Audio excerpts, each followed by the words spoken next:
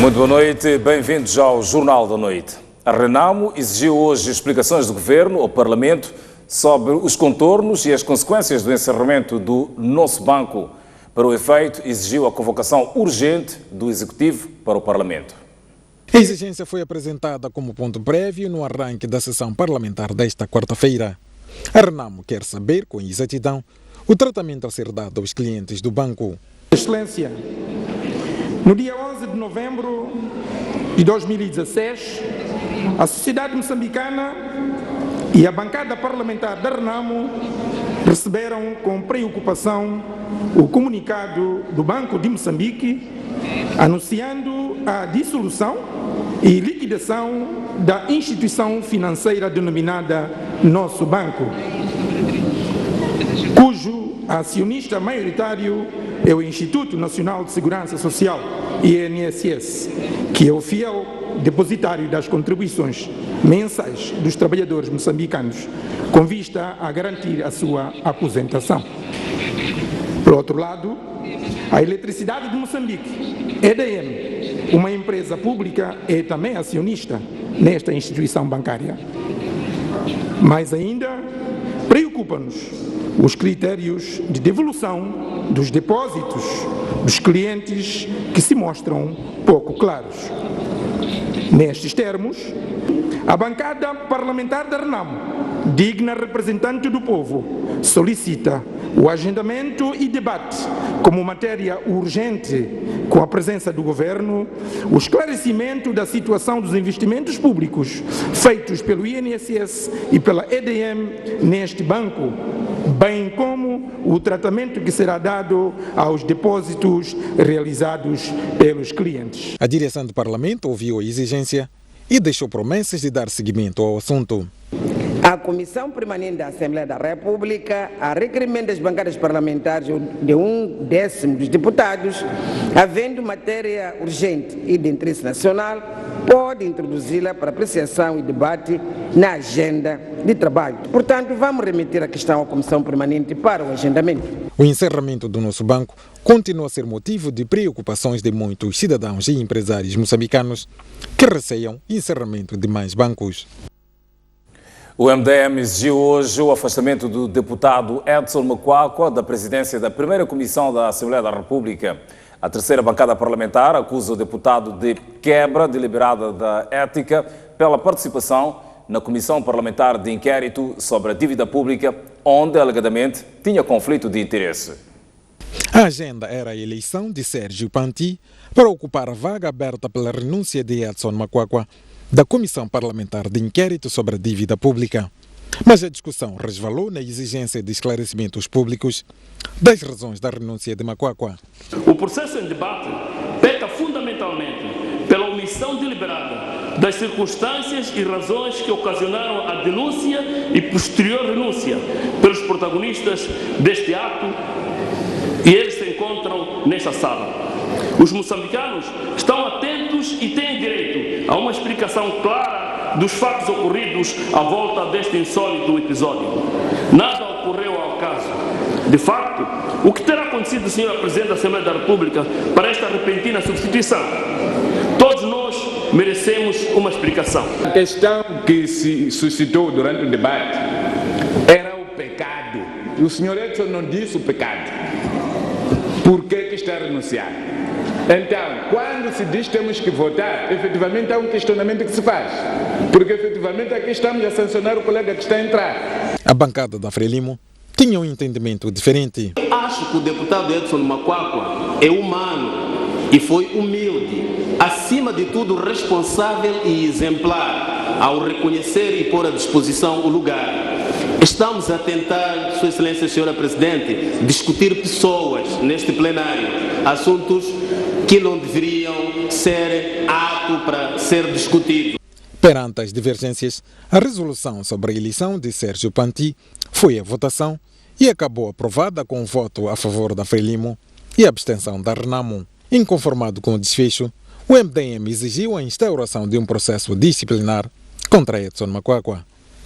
Votamos contra e, aproveitando ao mesmo momento a este ensejo para apelar à Comissão de Ética Parlamentar a instruir um respectivo processo disciplinar nos termos da linha 7 do artigo 93 do Regimento da Assembleia da República, a Comissão Central de Ética a tomar oficiosamente as devidas diligências no âmbito da Lei da Propriedade Pública para que o deputado em causa seja afastado da presidência da primeira Comissão da Assembleia da República, pois o mesmo já não tem moral absolutamente nenhuma para dirigir a Comissão Mãe da Assembleia da República, a comissão que poderíamos apelidar da reserva moral e jurídica de todos os atos da Casa do Povo. Esta exigência ficou, pelo menos para já, sem resposta e resta saber se vai ou não ter seguimento. O Governo apresentou hoje ao Parlamento a proposta de lei sobre as transações eletrónicas no país. Trata-se de um instrumento jurídico que pretende regular os negócios feitos com recursos às novas tecnologias de informação e comunicação, cujo registro aponta para um crescimento em Moçambique. A proposta foi apresentada pelo Ministro da Ciência, Tecnologia e Ensino Superior em sessão plenária na Assembleia da República. Jorge Nhambiu explica os objetivos da lei. As transações eletrónicas consubstanciam uma realidade dinâmica e global que já se encontra enraizada em Moçambique, carecendo, porém, de legislação específica e de normas e regulamentos próprios que sistematizem os diferentes tipos de transações, como os contratos celebrados pela internet, as transferências bancárias e a prestação de serviços públicos com recurso a sistemas de governo eletrónico. A presente proposta de lei de transações eletrónicas tem como finalidade dotar o país de um instrumento legal para regular e disciplinar a interação realizada com suporte em sistemas eletrónicos no âmbito do desenvolvimento da sociedade de informação em Moçambique e o estabelecimento de um regime sancionatório dentro do qual as transações de mensagens de dados, isto é, as transações eletrónicas no âmbito do comércio eletrónico e do governo eletrónico se processem de forma célere e segura. Em nome da preservação dos direitos e proteção dos utentes, Nhambiu considera ser urgente que Moçambique tenha esta legislação. A adoção de uma lei de transações eletrónicas mostra-se urgente e prioritária, pois, como se aludiu, as operações eletrónicas consubstanciam uma realidade no nosso país em diversas esferas da nossa sociedade. A crescente adoção e uso de tecnologias de informação no nosso país tem trazido também à luz os desafios que enfrentamos como Estado para garantir a segurança e a privacidade do cidadão no espaço cibernético e, em particular, na internet. Há um registro crescente de casos de uso das tecnologias de informação e comunicação e das transações eletrónicas para propósitos negativos e contrários ao quadro legal estabelecido no nosso país, em particular os crimes cibernéticos. A proposta vai a debate para... 32 funcionários incorrem a processos disciplinares ao nível da função pública na Zambésia. Estes dados foram tornados públicos pela secretária permanente provincial, Elísia Suman, que explicou que até o primeiro trimestre deste ano, 15 processos conheceram seu desfecho. O nosso Estatuto Geral dos Funcionários e Agentes do Estado. Os dados inerentes a 32 funcionários que incorrem a processos disciplinares, desde demissões até expulsão, foram tornados públicos no quadro da audiência pública, levada a cabo pelo governo da Zambésia, com o objetivo de interagir com o público. Elisa Suman referiu que funcionários que cometem infrações serão responsabilizados. Neste momento, terminado o primeiro trimestre, estamos a gerir na província cerca de 32 processos disciplinares. Significa que, por causa do cometimento de diferentes infrações, há espaço de processos destes 32 até o final do primeiro semestre, já tinham desfecho cerca de 15 processos. Portanto, diferentes penas entre demissões e neste momento no registro expulsão, mas temos demissões ainda de funcionários por causa de irregularidades. À luz luz da lei, casos de omissões e irresponsabilidade do gestor público incorrem a processo disciplinar. Significa a falta de cumprimento com o zelo e dedicação das obrigações de um funcionário. Também leva a algum processo, neste caso, havendo casos comprovados de negligência ou irresponsabilidade por parte de um gestor de recursos humanos que devia ter tramitado algum processo, não tramitou, ele pode ser sujeito também a um processo disciplinar e, por via disso, ser responsabilizado por seu ato de irresponsabilidade ou negligência na tramitação dos processos dos funcionários. Neste momento, um outro gestor de recursos humanos na província incorre um processo disciplinar por não ter tramitado a tempo o processo de um colega. Foi oficialmente acreditado hoje o Laboratório Provincial de Inspeção de Pescado de Sofala, facto que abre excelentes perspectivas para a comercialização dos produtos marinhos nacionais no mercado internacional e de forma particular no europeu. A cerimónia de acreditação internacional do Laboratório Provincial de Inspeção de Pescado de Sofala decorreu na manhã desta quarta-feira na cidade da Beira e foi orientada pela governadora Helena Taipo. O fato irá permitir a este laboratório fazer diversas análises a destacar. Análises microbiológicas que têm como objetivo determinar micro-organismos, indicadores de grau de higiene e patogênicos. Análises físico-sensoriais para avaliação do grau de frescura, rotulagem, etiquetagem e verificar se ocorre fraude comercial no empacotamento dos produtos da pesca. Com esta acreditação, efetuada pelo Instituto Português de Acreditação, o pescado de Sofala passa a ter um outro valor nos mercados. Aliás, a acreditação de um laboratório de pesca é a condição fundamental para a entrada dos produtos pesqueiros de um país no mercado internacional. Assim, há a entrada de divisas no país. Neste momento vamos poupar divisas porque as análises serão feitas aqui no país. Tanto o governo vai poupar divisa como as empresas pesqueiras que tinham que recorrer aos laboratórios internacionais para fazer essas análises. Neste momento farão análises aqui dentro. Este ato irá permitir, por outro lado, que o consumidor nacional tenha a certeza que está diante de um produto de qualidade. A governadora da província de Sofala afirmou que a acreditação deste laboratório ocorre numa altura em que Sofala acaba de eleger como um dos produtos bandeiras para garantia de segurança alimentar e para exportação o peixe e o camarão. Que irá, sob o ponto de vista nutricional e de divisas, impulsionar o crescimento socioeconômico. O processo da acreditação, que hoje se torna uma realidade na nossa província, resulta também das exigências impostas pelos mercados que a província tem em relação à área comercial. Refira-se que também já estão acreditados os laboratórios das cidades de Maputo e Quelimane, num processo que custou aos cofres do Estado cerca de 10 milhões de meticais. O de Xamanculo conta com mais uma via de acesso. A inauguração oficial da obra, orçada em cerca de 60 milhões de meticais, foi presidida pelo edil do Conselho Municipal de Maputo, David Simango. Foi a vez de cortar a fita na Avenida Amaral Matos, nome atribuído em homenagem ao antigo secretário do bairro. A nova via pavimentada é parte do projeto de requalificação do bairro de Xamanculo C. Para David Simango, a abertura desta via permitirá a facilidade de mobilidade por parte dos residentes do bairro. O fim da construção da Avenida Amaral Matos e da vala de drenagem significa um salto qualitativo na vida dos munícipes do Distrito Municipal de Xamanculo e arredores, pois estão criadas condições de acessibilidade ao bairro, estão asseguradas condições para melhor provimento de serviços.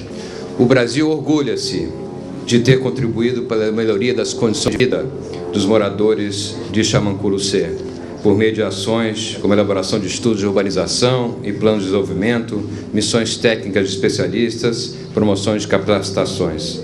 Esperamos que a experiência acumulada de 5 anos de projeto sirva de referência para futuras intervenções urbanas, bem como para o estabelecimento de novas políticas de urbanização em Maputo e em outras cidades moçambicanas. As obras da Avenida Amaral Matos estão orçadas em cerca de 60 milhões de meticais e a vala de drenagem foi orçada em 21 milhões. Os valores foram alocados pelo Conselho Municipal da cidade de Maputo e seus parceiros, dentre os quais a cooperação italiana, o Brasil e o Banco Mundial. Painelistas do programa Debate da Nação dizem que uma das medidas para a saída da crise no país é repensar no nosso Estado, portanto, aposta na produção interna e reformulação de políticas públicas. Em termos de política pública no geral, não vejo nenhuma alteração na política econômica, na política de educação, de saúde, exportações. Vejo essas intervenções do Banco Central sobre as obrigatoriedades, das taxas obrigatórias dos bancos centrais, que são medidas, do ponto de vista teórico, a nível monetarista, consideradas corretas, mas do ponto de vista prático são medidas que agravam a crise. O Banco de Moçambique tem estado a tomar estas medidas unilaterais, que se não tem o acompanhamento da animação da economia, não vão resultar absolutamente em nada, porque um dos principais aspectos para tu trazeres os preços para baixo é produzir internamente. É aqui levantado o papel do governo como o órgão que deve transmitir melhor, passar a transmitir informação coerente e consistente. E o papel também das instituições de tutela que tem o papel de gerir a situação econômica e financeira do país. Devemos aproveitar essa crise como uma oportunidade para darmos um pouco a volta por cima e repensar o nosso Estado. Nós já tivemos vários tipos de Estado dentro deste momento atual. O país dividido, o país em guerra, o país com crise econômica, o país com dívidas escondidas, o país com uma auditoria patrocinada pelo Fundo Monetário Internacional. Não é a melhor situação que estamos a viver. 21 pessoas morreram nos Camarões depois de terem bebido Odontol, uma bebida alcoólica de produção caseira considerada perigosa. É uma notícia para ver já a seguir, a um breve intervalo. Nós voltamos já a seguir. Até já.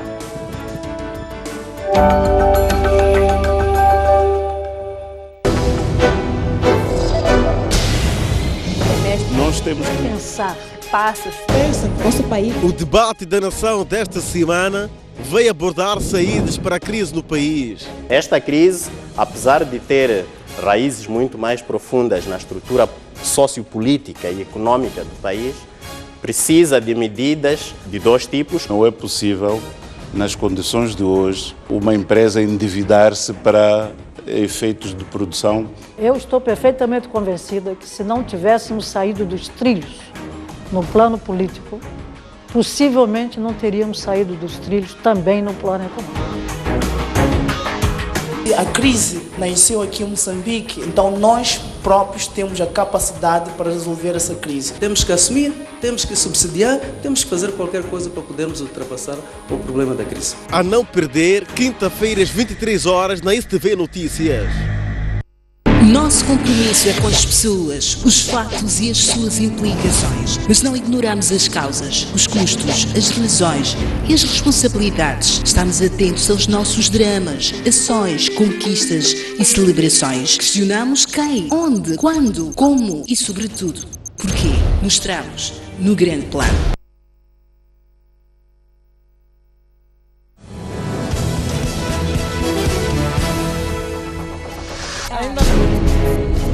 À quarta-feira, às 23 horas, Boaventura Mucipo junta-se a 3 grandes mulheres da sociedade. Gera-se tudo, caça-se tudo, para.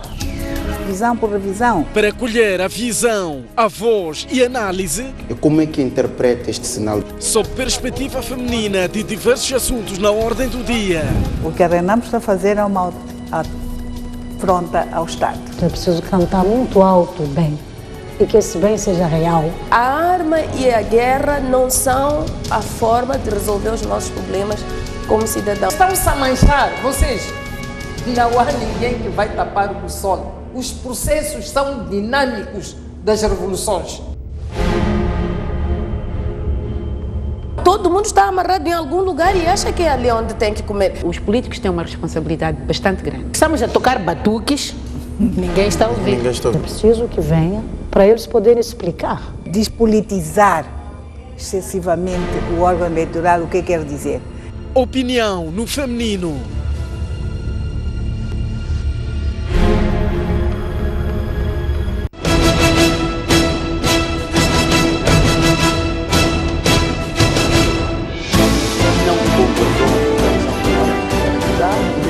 Eles representam o povo. Renamo deve de uma forma desarmar-se.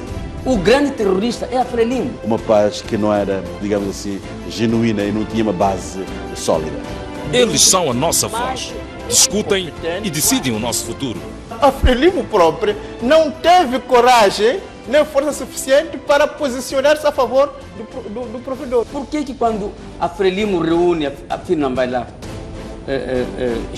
expulsar as pessoas, ameaçar as pessoas? Eu acho que aquilo é mais uma manobra dilatória da Renamo. É uma maneira mais de confundir a opinião pública. E nós queremos saber o que se disse e o que ficou por dizer no Parlamento.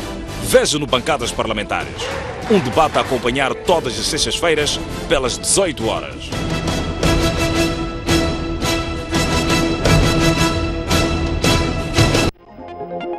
Já pode ler o jornal do País quando quiser e onde estiver. Quer saber como? O primeiro passo é ter a aplicação O País. Continua com dúvidas? Uma app é uma ferramenta que permite ter acesso a vários serviços do seu dispositivo móvel de forma integrada. Agora aceda à sua App Store ou à Play Store e faça o download de O País. Dessa forma, poderá aceder a uma versão digital do jornal. Assim, não deixe de acompanhar todas as edições do jornal. O País. A verdade como notícia.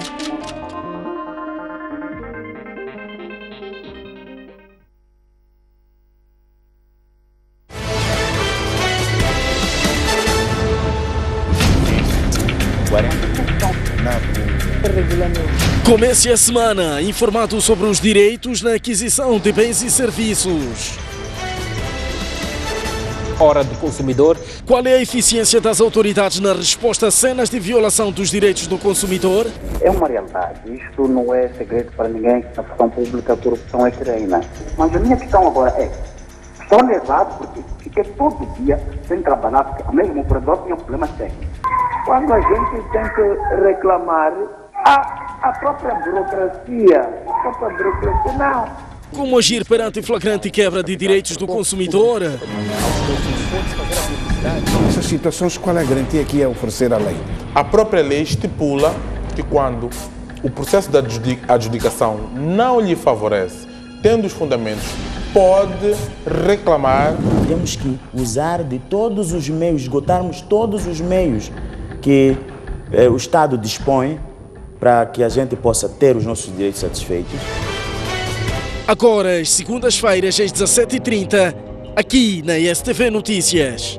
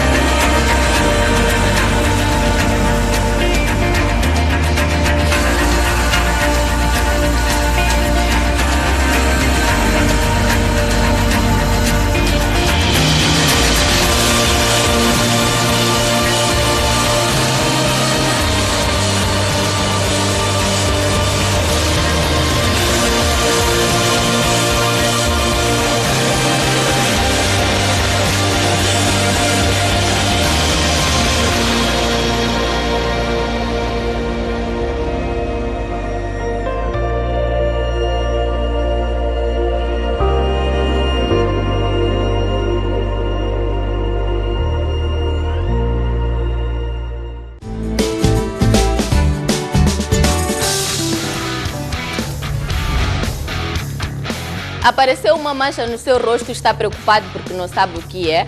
Já ouviu falar sobre uma determinada doença, mas não sabe quais é que são os seus sintomas e onde procurar tratamento? Está preocupado com a sua alimentação e insatisfeito com o seu corpo? Dificilmente consegue-se perceber que a pessoa está com desnutrição crônica porque os sintomas ou os sinais não são visíveis. Desnutrição crônica é um dos grandes problemas porque não dói. É recomendado uma visita periódica ao dentista. Uma das maneiras de prevenir a doença renal é tratar, portanto, a doença de base. Durante o período em que está a usar o anticonceptivo, a mulher não engravida.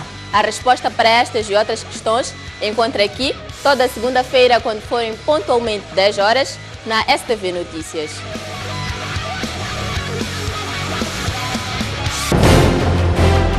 Um país sem ídolos é um país sem referências.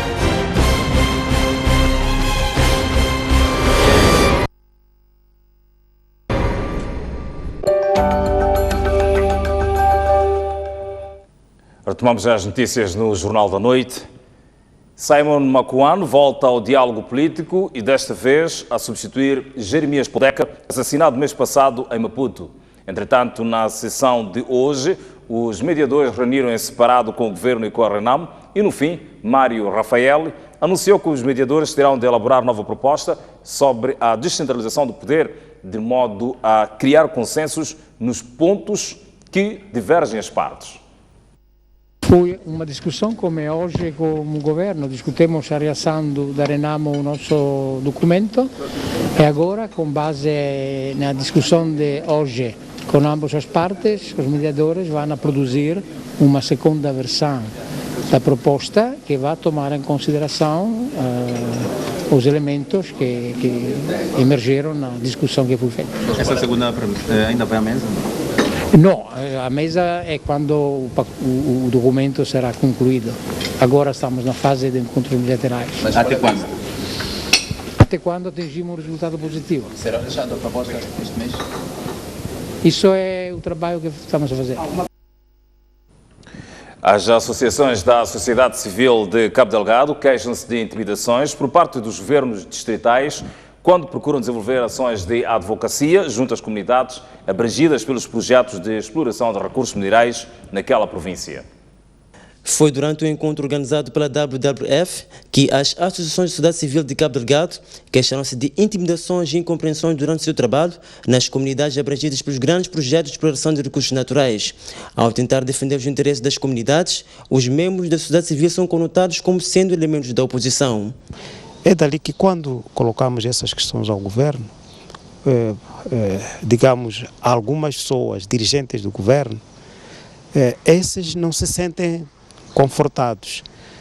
Eles que sentem isso como um incômodo, um constrangimento, que a partir daí começa já a confundir as nossas ações com ações de partidos políticos, por exemplo, coloca a sociedade civil como uma oposição. João Pedro diz que muitos governantes não conhecem o papel da sociedade civil, fato que contribui para que haja barreiras no seu trabalho. Vamos ver que algumas ameaças que acontecem a esses nossos colegas da sociedade civil resultam, em alguns casos, em que não entendem o trabalho da sociedade civil. Vê como elementos da oposição partidária, quando não são. Por seu turno, Jerônimo Napido, da WWF, disse que o encontro visa garantir que as associações provinciais sejam elementos-chave na denúncia de irregularidades. Por mais que nós façamos a advocacia do topo, toda a advocacia é baseada em evidências. Se nós não tivermos evidências, não teremos como provar. É preciso trazer evidências da base. E quem trabalha na base são os fóruns provinciais, que têm a sua réplica de ações com outras organizações de base. E é por isso que estas organizações de base, nós convidamos-los, estão aqui presentes, estão a ouvir como é que o FOCAD vai se aliar à aliança e como é que será o trabalho. O trabalho é uma estratégia de win-win. É verdade que eles produzem evidências, mas precisam da aliança para a advocacia a nível central. A aliança precisa deles porque, sem evidências, essa advocacia não funciona a nível central. No encontro, os participantes vincaram a necessidade de capacitar os membros da sociedade civil para que possam monitorar as atividades desenvolvidas pelos grandes projetos de exploração de recursos naturais na província de Cabo Delgado. Olhamos agora para as notícias do estrangeiro. 21 pessoas morreram nos Camarões depois de terem bebido Odontol, uma bebida alcoólica de produção caseira considerada perigosa. A bebida chama-se Odontol e é produzida na base de palma fermentada. É classificada como sendo de baixo custo. As autoridades anunciaram a proibição da produção e venda daquela bebida. O número poderá subir, que há ainda 22 internadas no hospital em Abong Bang, no leste dos Camarões. De acordo com as autoridades, esta não é a primeira vez que há mortos nos Camarões por causa desta bebida. 21 pessoas morreram nos Camarões depois de terem ingerido uma bebida alcoólica de produção caseira considerada perigosa. A bebida chama-se Odontol e é produzida na base de palma fermentada. É classificada como sendo de baixo custo. As autoridades anunciaram a proibição da produção e venda desta bebida, que já matou 21 pessoas, número que poderá subir, tendo em conta que há ainda 22 pessoas internadas no hospital em Abong Bang, no leste dos Camarões. De acordo com as autoridades, esta não é a primeira vez que há mortos nos Camarões por causa desta bebida. As Forças Armadas dos Estados Unidos da América e a Agência de Informação CIA poderão ter cometido crimes de guerra no Afeganistão em 2003, 2004, quando George Bush era presidente. Quem o diz é um relatório do Tribunal Penal Internacional. Os norte-americanos terão alegadamente recorrido à tortura e a tratamentos cruéis. No documento sobre exames preliminares, a etapa prévia à abertura de um inquérito, o procurador do Tribunal Penal Internacional, TPI, Fatou Bensouda, afirma que há uma base razoável que permite acreditar que, durante o interrogatório dos detidos, os membros das Forças Armadas norte-americanas e da CIA terão recorrido a métodos que configuram crimes de guerra, numa altura em que George Bush era chefe de Estado. O procurador acredita que pelo menos 61 prisioneiros foram alvos de tortura e tratamento cruel no Afeganistão.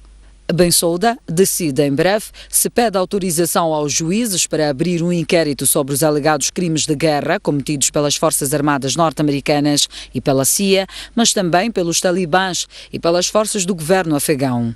Cabul, que não ratificou o tratado fundador do Tribunal Penal Internacional, reconheceu a competência daquele órgão em fevereiro de 2003 e, ao mesmo tempo, autorizou a realização da investigação aos crimes cometidos a partir de maio daquele ano. Washington não ratificou o Estatuto de Roma, por isso é improvável que os soldados norte-americanos sejam acusados. A Seleção Nacional de Futebol de Moçambique, os Mambas, empatou ontem diante da África do Sul a uma bola. O tento moçambicano foi apontado por Clésio, uma notícia a prever a seguir um intervalo. Mas antes, a previsão do estado de tempo para as próximas 24 horas nas principais cidades do país. Maputo poderá ser uma das cidades mais quentes, com 35 de máxima previstos, uma mínima de 20 graus. Para Xai-Xai, a previsão de 34 de máxima, mínima de 18 graus. Prevê-se 31 graus Celsius de máxima para Inhambane, uma mínima de 17 graus. Para Beira, a previsão de 31 graus Celsius de máxima, mínima de 22 graus. 30 de máxima para Chimoio, 16 de mínima. Para Quilimano, uma máxima de 33 graus Celsius, uma mínima de 24. Para Tete, máximas de 37 previstas, uma mínima de 22 graus. Mais para o norte, Nampula com a previsão de 35 graus Celsius de máxima, uma mínima de 22 graus. 31 de máxima para Pemba, mínima de 23. E Lixinga vai estar fresca, com 26 de máxima, mínima de 11 graus.